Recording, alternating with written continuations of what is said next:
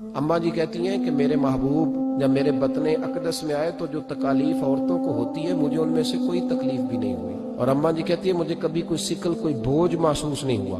और फरमाती हैं कि जो विलादत के वक्त औरतों को तकलीफ होती है मुझे वो भी नहीं हुई। और फरमाती हैं कि नबी करीम अलैहिस्सलाम पैदा हुए तो हमें हुजूर अलैहिस्सलाम की नाफ को काटना नहीं पड़ा, नाफ बुरीदा पैदा हुए, खतना शुदा पैदा हुए।